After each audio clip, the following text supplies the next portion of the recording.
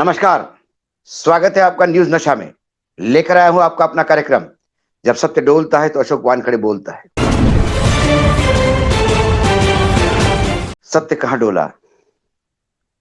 जब सरकार कहती है कि हमारी कोई भी जांच एजेंसी किसी बदले की भावना से काम नहीं करती, भ्रष्टाचार के मामले हैं तो कानून व्यवस्था के अनुसार एजेंसियां अपना रोल अदा करेगी। प्रधानमंत्री आदरणीय नरेंद्र मोदी जी जब ईडी और सीबीआई और बाकी लोगों के अधिकारियों को जब ब्रीफ करते हैं या बात करते हैं तो कहते हैं निडर होकर काम करिएगा, जहां आपको भ्रष्टाचार दिखता है वहां टूट पड़िएगा। वैसा ही व्याभिचार के मामले में राहुल गांधी ने जब एक दिन जम्मू कश्मीर में महिलाओं के बच्चियों के बारे में कुछ कहा तो दिल्ली पुलिस तुरंत उनके बंगले पे भागती हुई गई सवाल पूछने के लिए कि आपने जो ये कहा ये क्या है। या फिर एक यूथ कांग्रेस की नेता यूथ कांग्रेस के अखिल भारतीय अध्यक्ष पर शरीर शोषण का आरोप लगाती है। कांग्रेस इसको अंदरूनी इंक्वायरी करके उस महिला को दोषी पाते हुए उसको सस्पेंड करती है। इसी बीच आसाम के मुख्यमंत्री ये कहते हैं कि आसाम की बेटी की बात है और फिर उस महिला के आरोप पे आसाम पुलिस निकलती है कर्नाटक यूथ कांग्रेस के राष्ट्रीय अध्यक्ष श्रीनिवास को अरेस्ट करने के लिए। ऐसे कई चीजें हमने देखी,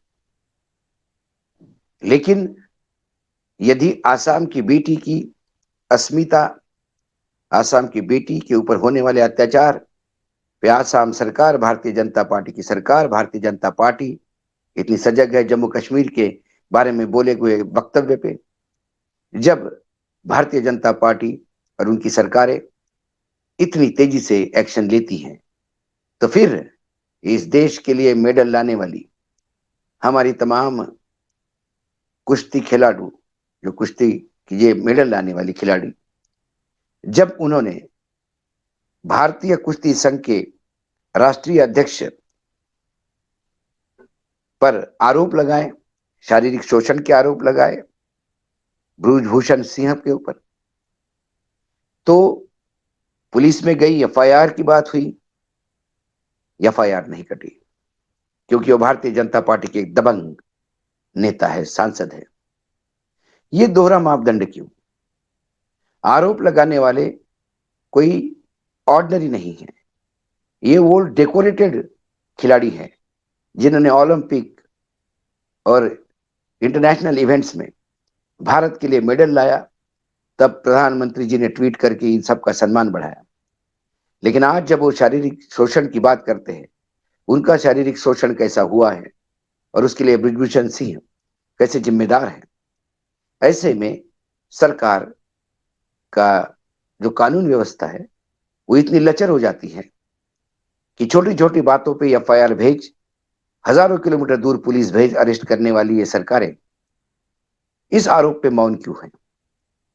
और ये दूसरी बार उनको फिर से जंतर मंतर में बैठना पड़ा। आज दूसरा दिन है, खिलाड़ी आंसुओं से रो रो के अपनी कहानियां सुना रही है, लेकिन केंद्र सरकार पे जरा भी जू नहीं रेंगती। इसके पहले, सबसे पहले उन्होंने 18 जनवरी को ये आरोप लगाते हुए प्रदर्शन शुरू किया। फिर उसके बाद 19 जनवरी को खेल मंत्रालय ने कहा कि हम बातचीत करेंगे।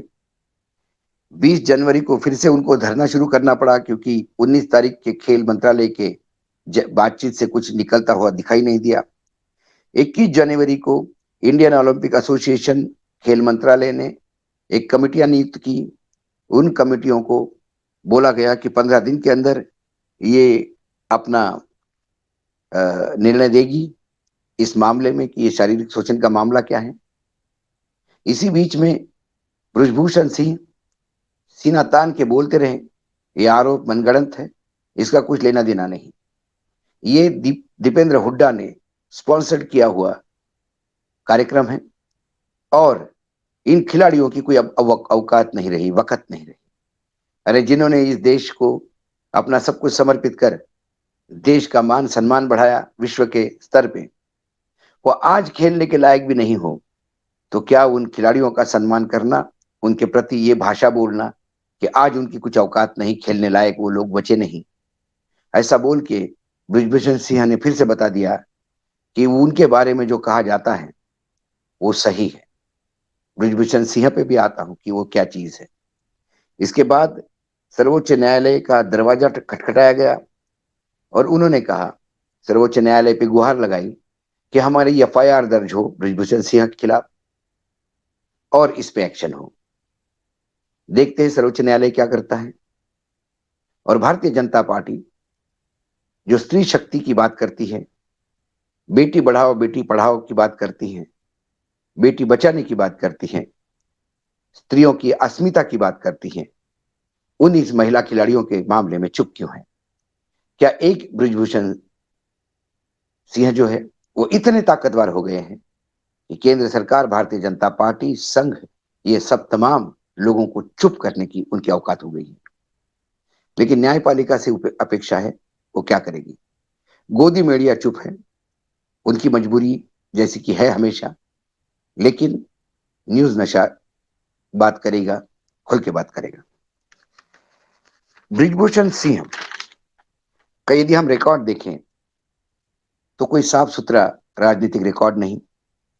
वो जेल भी जा चुके हैं, वो तिहाड़ में भी रह चुके हैं, उनके ऊपर दाऊद के गैंग के संबंध होने के भी आरोप है। उनके पिता पहले कांग्रेसी थे, बाद में ये भाजपाई हो गए। इन्होंने सुप्रिंटेंडेंट ऑफ पुलिस पे रिवॉल्वर तानने की भी बात चर्चा है। अयोध्या के बाबरी मस्जिद गिराने में भी वो अभियुक्त थे। उन्होंने एक साक्षात्कार में खुद कहा कि हम 3 मित्र थे, मेरे एक मित्र की हत्या हुई, हत्या करने वाली की हत्या मैंने की। लेकिन सभी चीजों से वो बरी होते गए और अपनी ताकत बढ़ाते गए। आज 50 से ज्यादा स्कूल और एजुकेशन इंस्टीट्यूट्स उनकी है, हजारों के तादाद में लोग उनके यहाँ एम्प्लॉय हैं, 6 बार के सांसद हैं। 99 में 1991 में लोकसभा में जब वो पहली बार चुनाव लड़े तो 34 आपराधिक मामले उनके खिलाफ थे।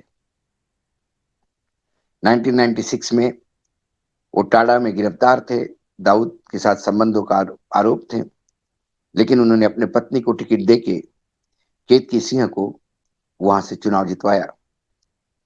2009 में बीजेपी से मोह भंग होने के बाद वो समाजवादी पार्टी में गए। 2014 में नरेंद्र मोदी का झंझावात देख, सुनामी देख वो बीजेपी में हो गए और फिर अभी भी बीजेपी के लोग नेता है। हालांकि इंडियन ओलंपिक एसोसिएशन ने कुश्ती महासंघ पे एडमिनिस्ट्रेटर नियुक्त किया है और अब चुनाव टाले हैं जो चुनाव होने थे। कुल मिला के क्या ये चुनावी राजनीति है या ब्रजभूषण सिंह का जो रिकॉर्ड है वो रिकॉर्ड क्या इस तरफ इंगित नहीं करता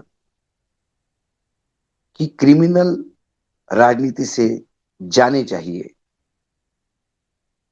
राजनीति का अपराधीकरण ना हो।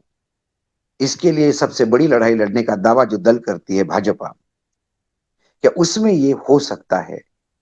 तो फिर हाथी के दिखाने के दांत, बोलने के दांत अलग होते हैं। ये फिर से एक बार, सारे राजनीतिक दल हमाम में नंगे हैं।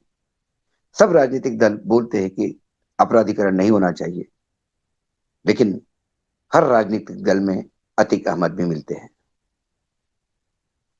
जब वो सत्ता में नहीं रहते तो इनकाउंटर होते हैं, जब सत्ता में रहते हैं तो स्वयं मंत्री बन के घूमते हैं। ऐसे सैकड़ों उदाहरण आपको भारतीय जनता पार्टी के राज्यों में भी मिलेंगे और विरोधी पार्टियों के जहां सत्ता है वहां पे भी मिलेंगे। कुल मिलाकर जो गुंडे नेताओं के दरबार में हाजिरी भरते थे, अब वो खुद दरबार लगाने लगे हैं और नेता उनके दरबार में हाजिरी भरने लगे हैं। ये 1947 से लेके आज तक का हमारे लोकतंत्र का परिवर्तन है। कुल मिलाकर आज महिलाओं के प्रति संवेदनशील होने का, बेटी बचाओ बेटी पढ़ाओ का नारा देने वाली ये सरकार एक बाहुबली सांसद के सामने कितनी नाकाम साबित होती है, ये सबके सामने इस कुश्ती महासंघ के इशू से दिखाई देता है। इसलिए मैंने कहा कि सरकार का सत्य डोला तो अशोक वानखड़े बोला। आज इतना ही, फिर आता हूं किसी विषय के साथ। तब तक के लिए नमस्कार। देखते रहिएगा न्यूज नशा। और आप हमसे जुड़े रहने के लिए सब्सक्राइब करें YouTube पर, फॉलो करें Twitter पर और लाइक करें Facebook पर। और ज्यादा जानकारी के लिए आपको टाइप करना होगा सिर्फ न्यूज नशा।